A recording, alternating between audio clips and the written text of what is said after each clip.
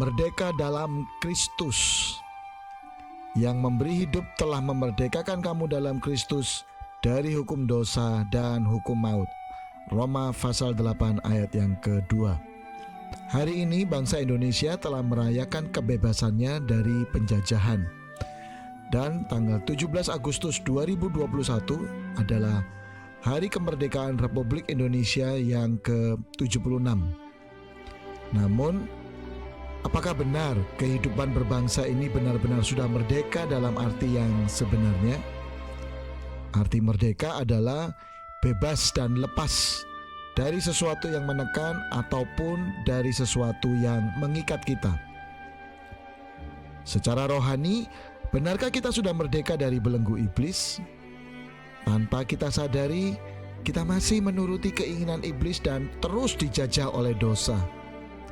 Tetapi ketika Tuhan telah menebus dosa kita, dan saat kita menerima Yesus sebagai Tuhan dan Juru Selamat pribadi, maka Tuhan telah memberi kita kemerdekaan serta melepaskan kita dari segala kutuk dosa, dari segala ikatan yang membelenggu kita, dan dari hukum maut.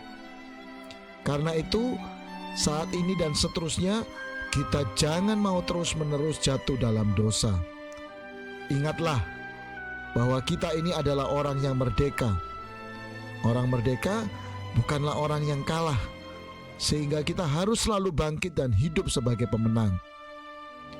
Tuhan ingin agar kita selalu hidup di dalamnya. Kemerdekaan yang Allah berikan bukan setengah-setengah, melainkan kemerdekaan yang sempurna. Lalu, bagaimana gaya hidup orang yang merdeka di dalam Tuhan? Yang pertama, hiduplah selalu dalam pimpinan Roh Tuhan.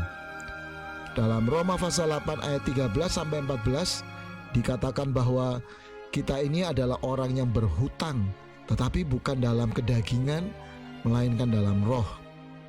Orang yang hidup dipimpin dalam roh berarti akan meninggalkan segala hawa nafsunya yang tidak berkenan pada Tuhan.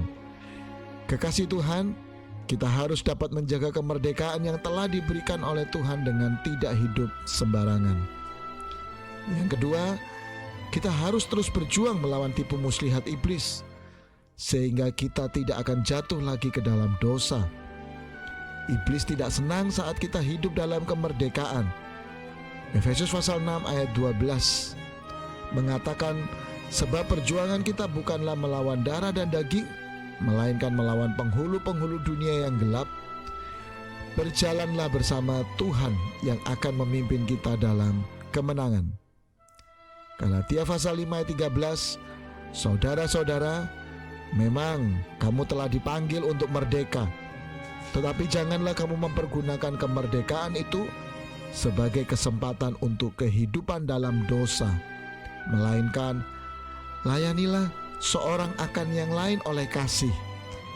Kekasih Tuhan, jangan pernah menyalahgunakan kemerdekaan yang telah diberikan Tuhan kepada kita.